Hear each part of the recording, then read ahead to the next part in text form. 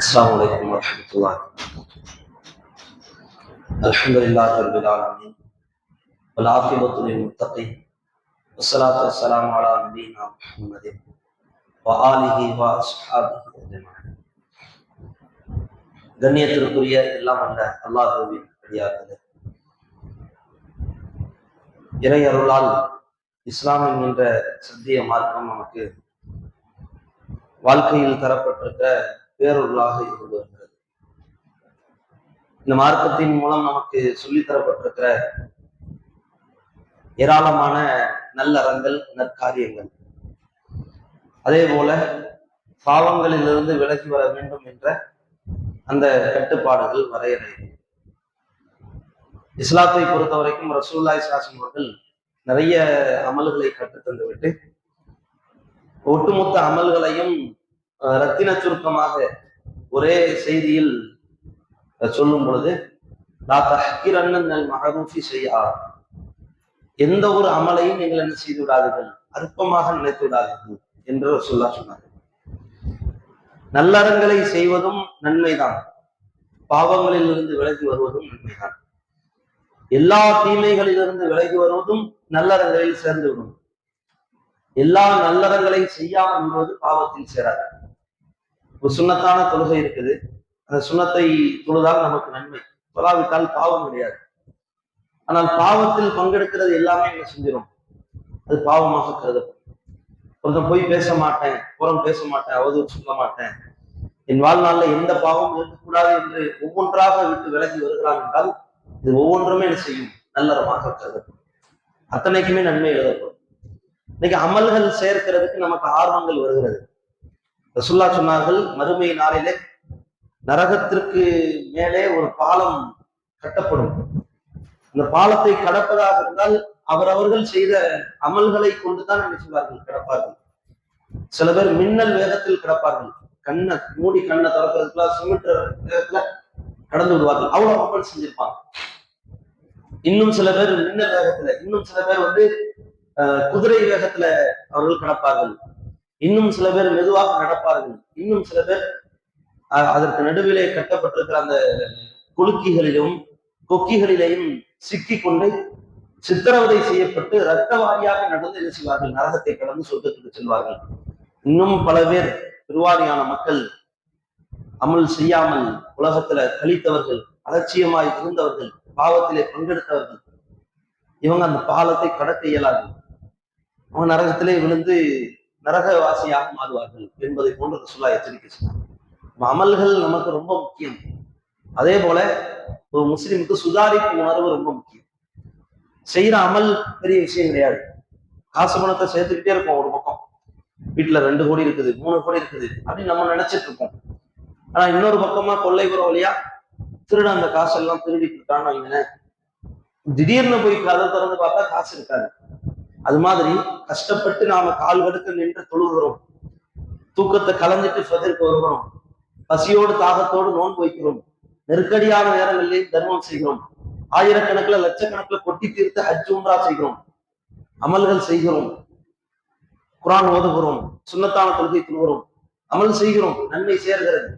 நன்மை நீடிக்கிறதா, நிலைக்கிறதா, இறக்குற வரைக்கும் நம்மை பின்தொடர்ந்து வருகிறதா அப்படின்றது சந்தேகம் தான். ஏன்னா நிறைய அமல் செய்யறதுக்கு இன்றைக்கு மக்களுக்கு ஆர்வம் இருந்தாலும் கூட அமலை அழிக்கிறதுக்கான சில ஆபத்தான விஷயங்களை இஸ்லாம் எச்சரிக்கை செய்கிறது. அதுல மிக முக்கியமா இந்த காலத்திற்கு ஏற்ப, கால சூழ்நிலைக்கு ஏற்ப வாய்க்கு வந்தபடி வசைபாடக்கூடிய நிலைகள். ஒருவரை பற்றி தெரியாமல் அவரை மீது இஷ்டமேனைக்கு வாய்க்கு வந்தபடி என்ன செய்யறது, எதையாவது அங்கி வாரி அவதூறாக பூசுவது, குறை சொல்வது, புறம் பேசுவது, இதெல்லாம் அற்பமா நம்ம நினைச்சுட்டு இருக்கிறோம், அலட்சியமா நினைச்சுட்டு இருக்கிறோம். ரசூலுல்லாஹ் இது குறித்து தான் ரொம்ப அதிகமாக சஹாபாக்களுக்கு கடைசி வரைக்கும் எச்சரிக்கை செஞ்சுக்கிட்டே இருந்தாங்க. கடைசி வரைக்கும்னா ஹஜ்ஜத்துல் விதாவில் தான் செஞ்சது ஒரு ஹஜ் தான், அந்த நேரத்திலையும் கூட இதை போய் சொல்லிட்டு இருக்காங்க ரசூலுல்லாஹ். இது தனி மனித ஒழுங்குதான், சாதாரண விஷயம் தான் நம்ம பார்வையில. ரசூலுல்லாஹ் அந்த நேரத்திலேயும் என்ன சொன்னார்கள், இன்ன திமாவுக்கும் அம்பாலுக்கும் அவுராதுக்கும் பைனக்கும் ஹராம் என்று ரசூலுல்லாஹ் சொன்னார்கள். உங்களுடைய உயிரும், உங்களுடைய உடைமையும், உங்களுடைய மானமும் உங்களுக்கு நடுவிலே ஹராமாக்கப்பட்டிருக்கிறது. யாரும் எதை காரணம் காட்டியும் எந்த சூழ்நிலையும் பிறரின் மானத்தின் மீது, பிறரின் கண்ணியத்தின் மீது கை வைத்து விடக்கூடாது.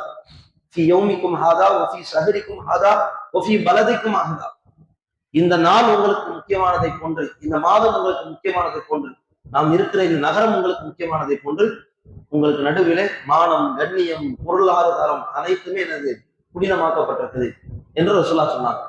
ரசூலா இருந்த நாள் துல்ஹஜ் மாசம், அந்த 10வது நாள். ரசூலா இருந்த மாதம் துல்ஹஜ் மாதம். ரசூலா இருந்த இடம் அந்த மக்கா காபத்துல்லா ஆலயம். அந்த காபத்துல்லா ஆலயத்தின் கண்ணியத்தை போன்று ஒவ்வொரு தனி மனுஷனுடைய மானமும்.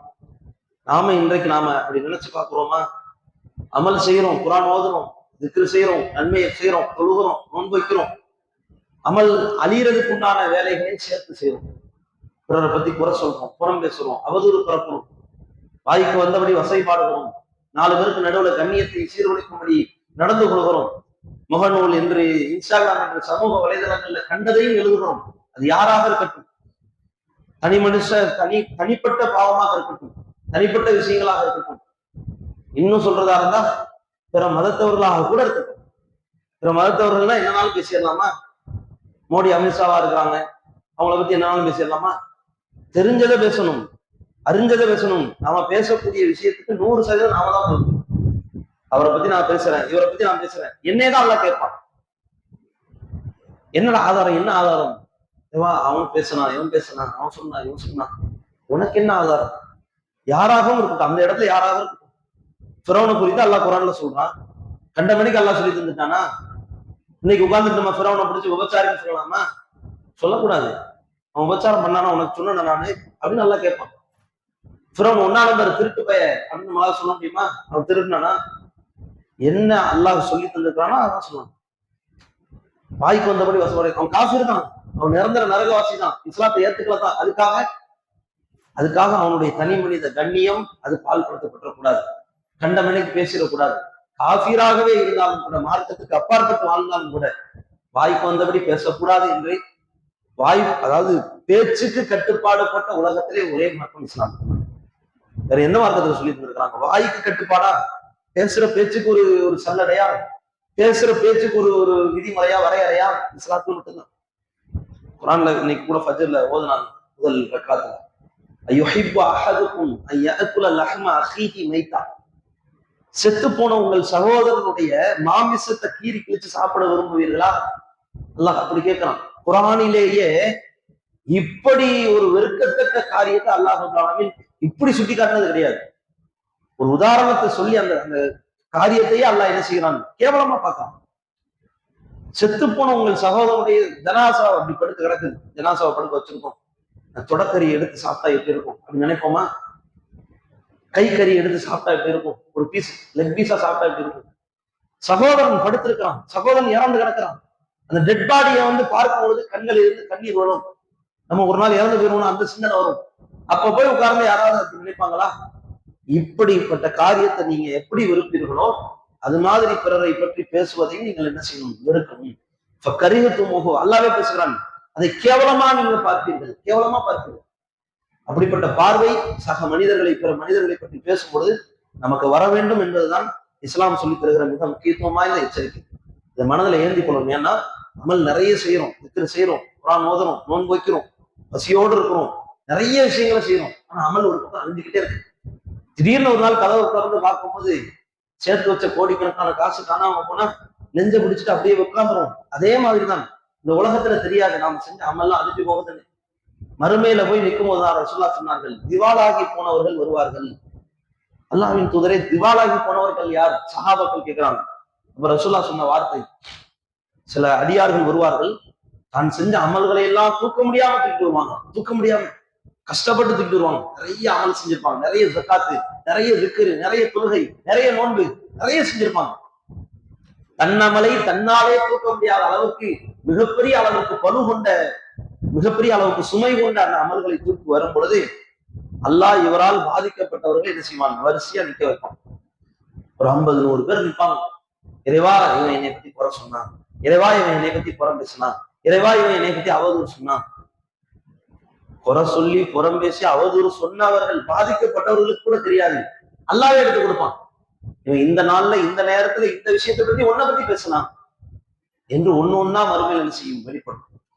நம்மால் பாதிக்கப்பட்டவர்களுக்கு அல்லாஹ் அல்லாஹ்வுடைய தூதரை வைத்து அல்லாஹ் சொல்லுகிறான். அல்லாஹ்வுடைய தூதர் சொன்னார்கள், இந்த தூக்க முடியாம ஒன்னான்ல அமல்களை கொண்டுட்டு இந்த அடியானுடைய ஒவ்வொரு அமல்களா பிடுங்கி பிடுங்கி பிடுங்கி பிடுங்கி பிடுங்கி எடுத்து இவனால பாதிக்கப்பட்டவர்களுக்கு கொடுக்கப்படும். உன்னை பத்தி புறம் பேசினானா இந்த 5 வருஷம் தொழுகை வச்சுக்க. உன்னை பத்தி புறம் பேசினானா அவதூறு சொன்னானா இந்த 10 வருஷம் தர்மத்தை வச்சுக்க. அவன் செஞ்ச ஹஜ்ஜு உமராவை வச்சுக்க, நோன்பை வச்சுக்க, தர்மத்தை வச்சுக்க, சக்காத்தை வச்சுக்க. அமல் கஷ்டப்பட்டு செஞ்சு போட்டு மறுமையில போய் ஒண்ணுமே இல்லாம இருக்கும். ரசூலுல்லாஹ் இன்னும் சொல்றாங்க, இன்னும் இவனுடைய அசிங்கம் என்ன தெரியுமா? நிறைய அமல் செஞ்சவன் தான், சிறுக்கு வைக்காதவன் தான், இணை வைப்பு அந்த கலக்காத வாழ்க்கையை வாழ்ந்தவன் தான். இவனால பாதிக்கப்பட்டவர்கள் இன்னும் என்ன செய்ய மாட்டார்கள், குறைய மாட்டார்கள். ஆனா இவனுடைய அமல்கள் எல்லாம் போயிடும். எல்லா அமலும் தூக்க முடியாம போயிட்டு வந்த அத்தனை அமலும் காலியா போன பிறகு அல்லாஹ் ரப்பல் ஆலமீன் ஒரு தீர்ப்பை கொடுப்பாங்க. என்ன தீர்ப்பு தெரியுமா? அவன் செஞ்சான்ல பாவம், அவன் என்ன செஞ்சிருப்பான்? அவன் ஏதாவது தப்பு பண்ணிருப்பான், தொழாம விட்டுருப்பான், நோன்பு வைக்காம விட்டுருப்பான், அவன் ஏதாவது வரம்பு மீறி இருப்பான். அந்த பாவத்தை எல்லாம் எடுத்து நீ பாதிப்பை ஏற்படுத்துறதுனால உன் தலையில வைக்கப்படும். யாரோ செஞ்ச தப்புக்கு நாம் என்ன செய்யணும், மறுமையில தண்டனையை அனுபவிக்கக்கூடிய துர்பாக்கியமான நிலை. இவரை பத்தி பேசி பேசி அந்த அந்த வேலையை செஞ்சோம்னா இந்த பாதிப்பு. ரசூலுல்லாஹ் அதனாலதான் சொன்னாங்க, அல் ஹயாவு வல் ஈயு ஷுஅபத்தானி மினல் ஈமான். வெட்கமும் குறைவான பேச்சும் அது ஈமானுடைய கிளைகள் என்றார்கள் ரசூலுல்லாஹ். வல் பதாவு வல் பயான் ஷுஅபத்தானி மினல் நிஃபாக் மினல் நிஃபாக். அதாவது அதிகமாக பேசக்கூடிய நிலைகளும் அருவருப்பா பேசக்கூடிய நிலைகளும் அது நிஃபாக் முனாஃபிக் தன்மையினுடைய 2 கிளைகள் என்றார்கள் ரசூலுல்லாஹ். ஒரு அதிகமா பேசி பேசி பழகிட்டான்னா பேச நிப்பாட்ட முடியாது, கண்ட மணிக்கு பேச முடியாது. ரசூலுல்லாஹ் அதனாலதான் உட்கார்ந்து ஓவரா பேசினா நீங்க எந்த சபையுமே பார்க்க முடியாது. அமைதியின் சிகரமா ரசூலுல்லாஹ் விளங்குனாங்க. அவங்க பேசினால் கூட ரத்தின சுருக்கமா பேசுவாங்க, அப்படியே வள வள கொலகுலன்னு ரசூலுல்லாஹ் பேசி பழக மாட்டாங்க. அந்த மாதிரி ரசூலுல்லாஹ் வாயிலிருந்து வரக்கூடிய வார்த்தைக்கு கூட ஒரு வரையறையே நிர்ணயிச்சிருந்தாங்க. இன்னைக்கு 4 பேர் கூடிட்டோம்னா நம்ம கண்ட மணிக்கு சகத்து மணிக்கு பேசுறோம், ஒவ்வொரு கட்சிகளையும் பத்தி பேசுறோம், அரசியல்வாதிகளை பத்தி பேசுறோம், தலைவர்களை பத்தி பேசுறோம், இயக்கங்களை பத்தி பேசுறோம், கண்ட மணிக்கு பேசுறோம், இல்லாத இல்லாதெல்லாம் பேசுவோம். வாய்க்கு ஏதாவது கட்டுப்பாடு இருக்கா? நம்ம பேசினா யாராவது சட்டை பிடிக்க போறாங்களா? அந்த தைரியம், அந்த துணிச்சல் அல்லாஹ் விட்டுருவானா? மறுமையில செஞ்ச அமல்லாம் அழிஞ்சு போகிறதுக்கு நாம வேலையை செய்யக்கூடாது. அல்லாஹ் நம்மை பாதுகாக்கணும். இனி வரக்கூடிய காலத்திலாவது கடந்த காலத்துல செஞ்ச பாவத்திற்கும் பிராய்ச்சித்தம் தேடிவிட்டு வருங்காலத்திலாவது நம்முடைய வார்த்தைகளுக்கு நம்முடைய நாவுக்கு ஒரு கட்டுப்பாட்டோடு ஒரு கடிவாளத்தோடு நாம் என்ன செய்யணும், பயணிக்க வேண்டும். இன்னும் கூடுதலா இஸ்லாத்தின் அடிப்படையில் சொல்றதா இருந்தா மறுமை நாள்ல இத்தகைய தாவத்தில் மதுலும் ரசூலுல்லாஹி ஸல்லல்லாஹு அலைஹி வஸல்லம் உலகத்திலே சொன்னார்கள், பாதிக்கப்பட்டவனுடைய பிரார்த்தனைக்கு நீங்கள் அஞ்சுங்கள், அவனுக்கும் அல்லாஹ்வுக்கும் நடுவில் எந்த திரையும் இல்லை. இவன் மன்னிக்காத வரைக்கும் உங்களை யாரும் செய்ய முடியாது, அல்லாஹ் மன்னிக்க மாட்டான். மறுமையில போய் நம்ம மன்னிப்பு கேட்டா யாராவது மன்னிப்பாங்களா? கட்டின மனைவியா இருந்தா கூட மன்னிக்க மாட்டாங்க. குர்ஆன் அப்படிதானே சொல்லுது, யௌம யஃபிர்ருல் மர்உ மின் அஹி வ உம்மிஹி வ அபி. அந்த நாள்ல மனுஷன் தன்னை காப்பாத்தினா போதும் என்று நினைப்பான். கட்டின மனைவி நம்மளை பார்த்து ஓடுவா, ஐயோ என் கணவர் என்று தாங்கி தழுவி ஒவ்வொரு நாளும் அனுசரணை செய்த மனைவி நம்மை விட்டு ஓடுவார். நாம் மனைவியை விட்டு ஓடுவோம், நாம் பெற்றெடுத்த பிள்ளை மறுமையில ஓடும், நம்மை பெற்றெடுத்த தாய் தகப்பன் நம்மை விட்டு ஓடுவார்கள். இந்த மறுமை நாள்ல போய் யாரையாவது மன்னிப்பாங்களா? குர்ஆன் அல்லாஹ் பேசுகிறான், இறைவா எல்லாத்தையும் வச்சுக்க, உலகத்தையே வச்சுக்க, என் சொந்த பந்தத்தை வச்சுக்க, என்னை விட்டு இறைவா, என்னை விட்டு நான் தப்பிச்சுக்கணும், நான் பிழைச்சுக்கணும், என்னை மட்டும் காப்பாத்து இறைவா. கட்டின மனைவியை தூக்கி கொடுப்பான் அல்லாஹ்விட்ட. பெற்றெடுத்த பிள்ளைக்கு அந்த அடியான் என்ன செய்வான், அல்லாஹ்விட்ட தூக்கி கொடுப்பான். இவனை வச்சுக்க, என் மனைவி வேணா தண்டிச்சுக்க, என் தாய் தகப்பனை கூட வச்சுக்க, என் அண்ணன் தம்பி அக்கா தங்கச்சி எல்லாம் வச்சுக்க, என்னை விட்டு இறைவா, நான் நரகத்துக்கு போயிடக்கூடாது என்று மனுஷன் புலம்புவான். இப்படிப்பட்ட கொடூரம் நிறைந்த நாள்ல போய் யாரையாவது மன்னிப்போமா? நம்மளே மன்னிக்க மாட்டோமே, பிறர் நம்ம எப்படி மன்னிக்க போகிறார்? மறுமை நாள்ல நெருங்கிய சொந்த பந்தமா இருந்தா கூட நம்ம மன்னிக்கிறதுக்கு வாய்ப்புகள் இல்லை. அதனால கட்டின மனைவியை குறித்து கூட வெளியில பேசக்கூடாது, தாய் தகப்பனை பத்தி கூட வெளியில பேசிடக்கூடாது, குறை சொல்லிடக்கூடாது, புறம் பேசிடக்கூடாது, அவதூறு சொல்லிடக்கூடாது. சொந்த பந்தம் தான், நட்புக்காரன்னா 100% உரிமை இருக்குதான், ஆனா பேசுறதுக்கு உரிமை இல்லை, வெளியில பரப்புறதுக்கு உரிமை இல்லை. அப்படிப்பட்ட ஒரு நிலையை இஸ்லாமிய மார்க்கம் நமக்கு என்ன செய்கிறது, கற்றுத்தருகிறது. கணவன் மனைவி சமமா சொன்னல, கணவன் மனைவி சம்பந்தமா ரசூலுல்லாஹ் சொன்னார்கள், இப்லீஸ் அதிகமாக சந்தோஷப்படக்கூடிய ஒரே காரியம் கணவன் மனைவி நடுவுல சண்டை வர்றதுதான். அதிகமா நேசிக்கும், அதிகமா விரும்புவான். ஏன் விரும்புறான் சொல்லுங்களேன்? ஒரு மனுஷனுக்கு சிறுக்கை ஏவுறதை விட கணவன் மனைவி நடுவுல சண்டை வந்துச்சுன்னா அவ்வளவு விரும்பும். சிறுக்கு பெரும்பாவமா, கணவன் மனைவி நடுவுல சண்டை வர்றது பெரும்பாவமா? மார்க்க அடிப்படையில் நம்ம பார்வையில சிறுக்கு தான் பெரும்பாவம். இணைவைக்கு தானே பெரும்பாவம். தர்கா வழிபாடு, தட்டு தகுது, காயத்து, மவுலுது, மீளாது, நல்ல நேரம் கெட்ட நேரம், ஜோசியம் பார்க்கறது, சூரியத்தை நம்புறது, இதெல்லாம் என்னது? சிறுக்கான காரியம்.